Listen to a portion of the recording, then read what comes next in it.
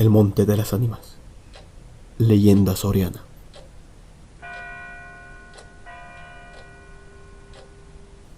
La noche de difuntos me despertó a no sé qué hora el doble de las campanas. Su tañido, monótono y eterno, me trajo a las mientes esa tradición que oí hace poco en Soria. Intenté dormir de nuevo. Imposible. Una vez aguijoneada la imaginación, es un caballo que se desboca y al que no sirve tirarlo de la rienda. Por pasar el rato me decidí a escribirla, como en efecto lo hice. A las 12 de la mañana, después de almorzar bien y con un cigarro en la boca. No le hará mucho efecto a los lectores de El Contemporáneo. Yo la oí en el mismo lugar en el que acaeció, y la he escrito volviendo algunas veces la cabeza, con miedo cuando sentía crujir los cristales de mi balcón, estremecidos por el aire frío de la noche. Sea de ello lo que quiera, allá va, como el caballo de copas.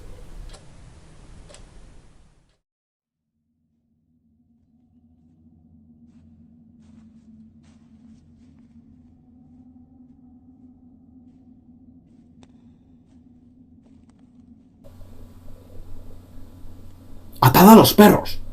Haced la señal con las tropas para que se reúnan los cazadores y demos la vuelta a la ciudad. La noche se acerca. Es día de Todos los Santos y estamos en el Monte de las Ánimas.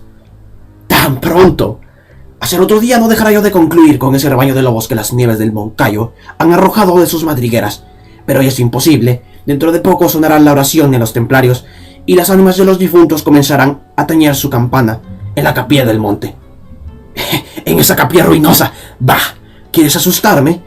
No, hermosa prima. Tú ignoras cuánto sucede en este país, porque aún no hace un año que has venido a él desde muy lejos. Refrena tu yegua, yo también pondré la mía al paso, y mientras dure el camino, te contaré esa historia. Los pajes se reunieron en alegres y bulliciosos grupos. Los condes de Borges y Alcudiel montaron esos magníficos caballos, y todos juntos siguieron a sus hijos Beatriz y Alonso, que precedían a la comitiva a bastante distancia. Mientras duraba el camino, Alonso narró en estos términos la prometida historia. Ese monte que hoy llaman de las Ánimas pertenecía a los templarios, cuyo convento ves ahí, a la margen del río. Los templarios eran guerreros y religiosos a la vez. Conquistada Soria a los árabes, el rey los hizo venir de lejanas tierras para defender la ciudad por la parte del puente, haciendo en ello notable agravio a sus nobles de Castilla, que si hubieran solos sabido defenderla como solos la conquistaron. Entre los caballeros de la nueva y poderosa orden y los hidalgos de la ciudad fermentó por algunos años, y estalló al fin, un odio profundo. Los primeros tenían acotado ese monte, donde reservaban casa abundante para satisfacer sus necesidades y contribuir a sus placeres. Los segundos determinaron organizar una gran batida en el coto, a pesar de las severas prohibiciones de los clérigos con espuelas, como llamaban a sus enemigos. Cundió la voz del reto, y nada fue parche a detener a los unos en su manía de cazar y a los otros en su empeño de estorbarlo. La proyectada expedición se llevó a cabo. No se acordaron de ella las fieras. Antes la tendrían presente tantas madres como arrastraron sendos lutos por sus hijos. Aquello no fue una cacería, fue una batalla espantosa. El monte quedó sembrado de cadáveres. Los lobos, a quienes se quiso exterminar, tuvieron un sangriento festín. Por último intervino la autoridad del rey. El monte, maldita ocasión de tantas desgracias, se declaró abandonado y la capilla de los religiosos, situada en el mismo monte y en cuyo atrio se enterraron juntos amigos y enemigos, comenzó a arruinarse. Desde entonces dicen que cuando llega la noche de difuntos se oye doblar sola la campana de la capilla y que las ánimas de los muertos, envueltas en jirones de sus sudarios, corren como en una cacería fantástica por entre las breñas y las zarzales.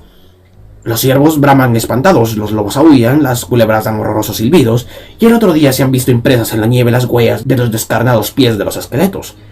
Por eso en Soria lo llamamos el Monte de las Ánimas, y por eso he querido salir de él antes que cierre la noche. La relación de Alonso concluyó justamente cuando los dos jóvenes llegaban al extremo del puente que da paso a la ciudad por aquel lado. Allí esperaron al resto de la comitiva, la cual, después de incorporársele los dos jinetes, se perdió por entre las estrechas y oscuras calles de Soria.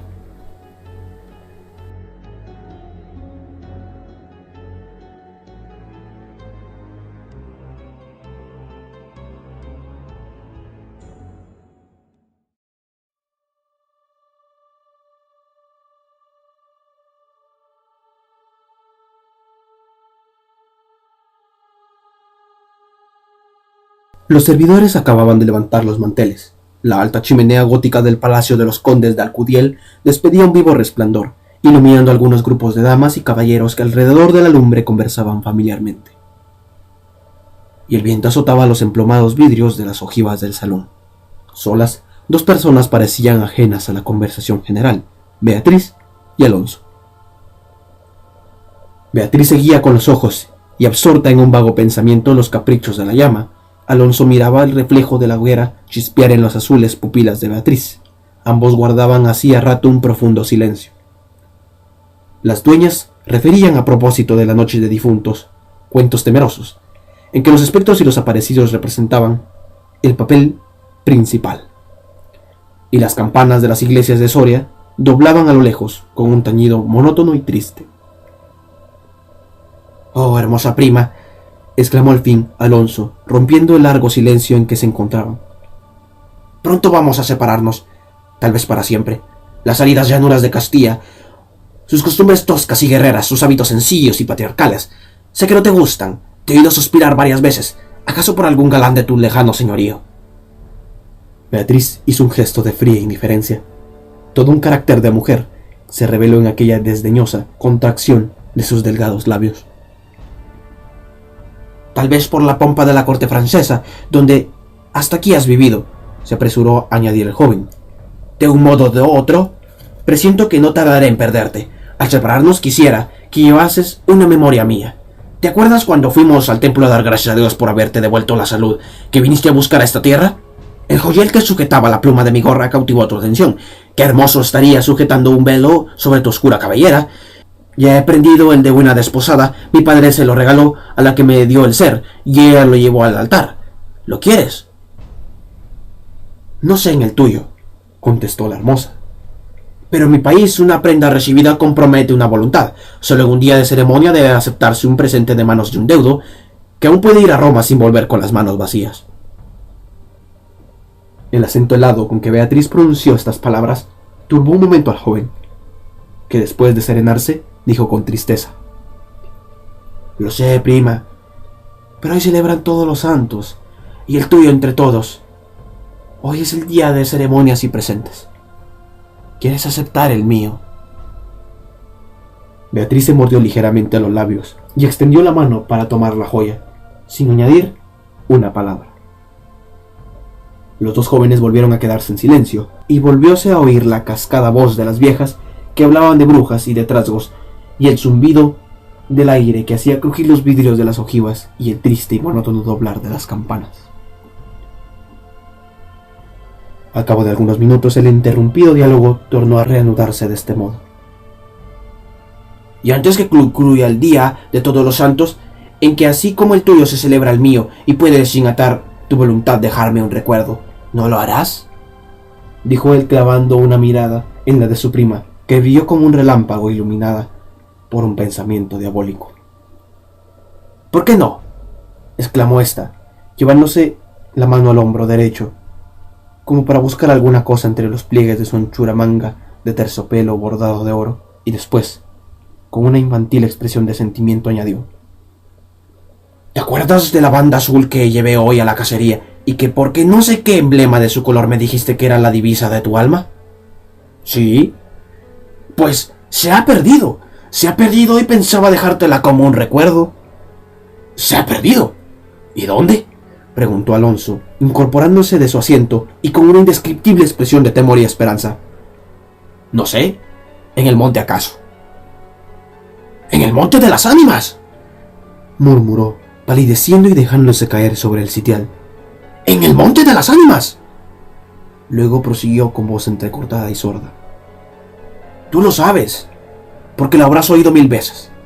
En la ciudad, en toda Castilla, me llaman el rey de los cazadores, no habiendo aún podido probar mis fuerzas en los combates. Como mis ascendientes, he llevado a esta división imagen de la guerra, todos los brillos de mi juventud, todo el ardor hereditario de mi raza. La alfombra que pisan tus pies son despojos de fieras que he muerto por mi mano. Yo conozco sus guaridas y sus costumbres, y he combatido con ellas de día y de noche, a pie y a caballo, solo y en batida, y nadie dirá que me he visto ir al peligro en ninguna ocasión.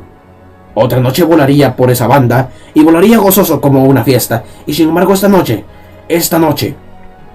¿A qué ocultártelo? Tengo miedo. ¿Oyes? Las campanas doblan. La oración ha sonado en San Juan del Duero. Las ánimas del monte comenzarán ahora a levantar sus amarillentos cráneos de entre las malezas que cubren sus fosas. ¡Las ánimas!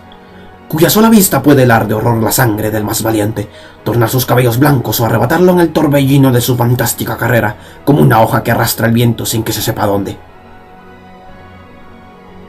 Mientras el joven hablaba, una sonrisa imperceptible se dibujó en los labios de Beatriz, que, cuando hubo concluido, exclamó con un tono indiferente mientras atizaba el fuego del hogar, donde saltaba y crujía la leña, arrojando chispas de 1000 colores.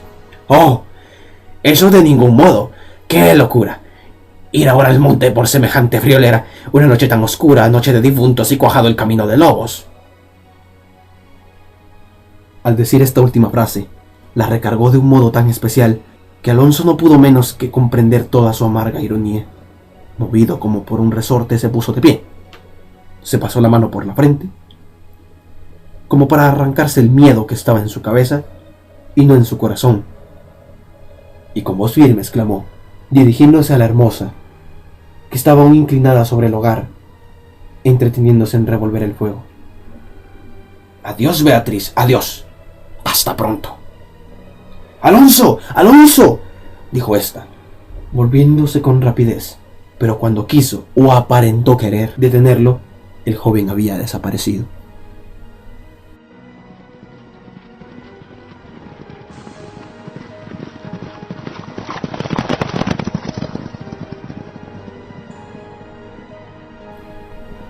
A los pocos minutos se oyó el rumor de un caballo que se alejaba al galope.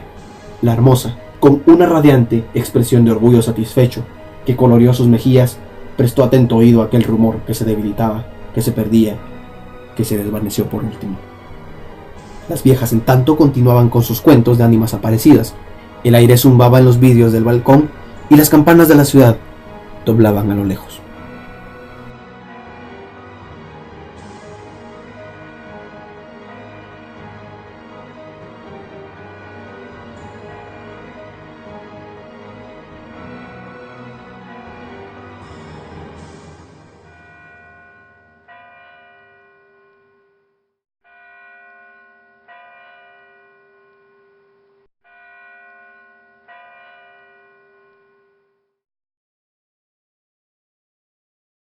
Había pasado 1 hora, 2, 3.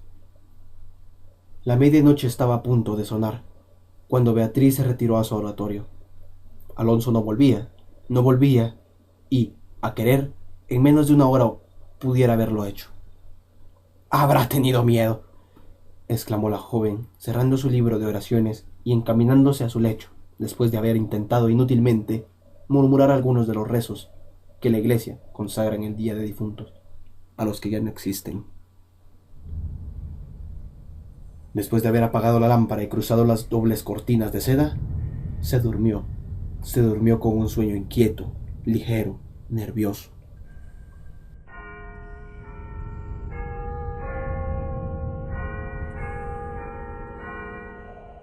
Las 12 sonaron en el reloj del póstigo.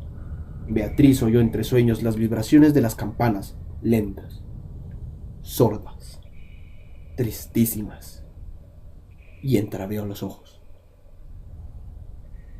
Creía haber oído, a par de ellas, pronunciar su nombre, pero lejos, muy lejos, y por una voz ahogada y doliente. El viento gemía en los vidrios de la ventana. «Será el viento», dijo, y poniéndose la mano sobre su corazón, procuró tranquilizarse. Pero su corazón latía cada vez con más violencia. Las puertas de alerce del oratorio habían crujido sobre sus goznes con un chirrido agudo, prolongado y estridente. Primero unas, y luego las otras más cercanas. Todas las puertas que daban paso a su habitación iban sonando por su orden. Estas con un ruido sordo y grave, y aquellas con un lamento largo y crispador. Después, silencio. Un silencio lleno de rumores extraños, el silencio de la medianoche. Lejanos ladridos de perros, voces confusas, palabras ininteligibles, ecos de pasos que van y vienen, crujir de ropas que se arrastran, suspiros que se ahogan, respiraciones fatigosas que casi se sienten, estremecimientos involuntarios que anuncian la presencia de algo que no se ve y cuya aproximación se nota, no obstante, en la oscuridad. Beatriz, inmóvil, temblorosa, adelantó la cabeza fuera de las cortinas y escuchó un momento.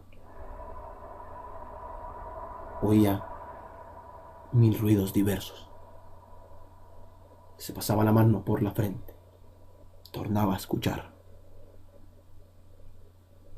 Nada. Silencio. Veía, con esa fosforencia de la pupila en las crisis nerviosas, como bultos que se movían en todas las direcciones y, cuando dilatándolas las fijaba en un punto, nada. Oscuridad. Las sombras impenetrables.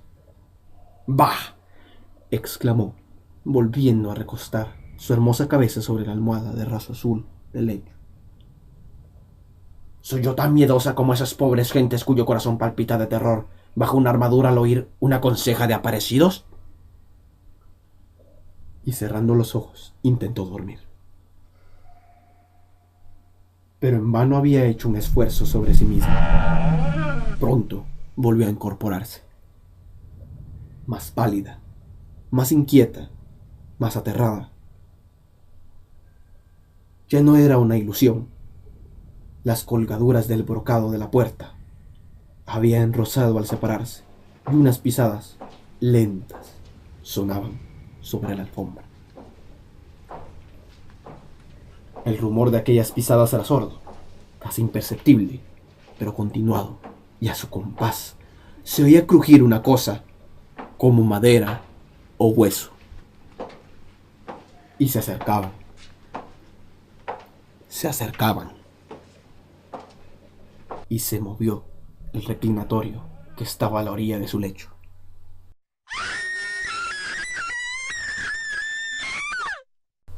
Beatriz lanzó un grito agudo y, rebujándose en la ropa que la cubría, escondió la cabeza y contuvo el aliento. El aire azotaba los vidrios del balcón. El agua de la fuente lejana caía y caía con un rumor eterno y monótono. Los ladridos de los perros se dilataban en las ráfagas de aire y las campanas de la ciudad de Soria, unas cerca, otras distantes, doblaban tristemente por las ánimas de los difuntos.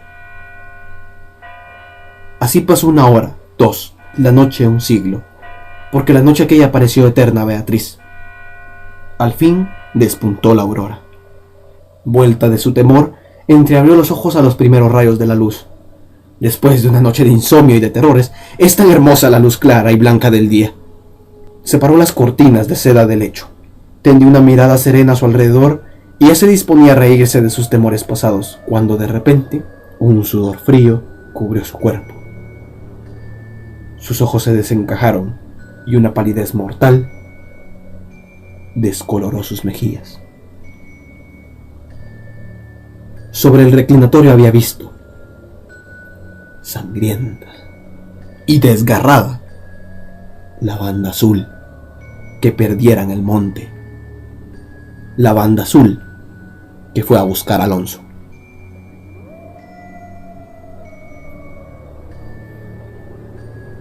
Cuando sus servidores llegaron, despavoridos, a notificarle la muerte del primogénito de Alcudiel, que a la mañana había aparecido devorado por los lobos entre las malezas del monte de las ánimas, la encontraron inmóvil, crispada, asida con ambas manos a una de las columnas de ébano del lecho, desencajados los ojos, entreabierta la boca, blancos los labios, rígidos los miembros, muerta, muerta de horror.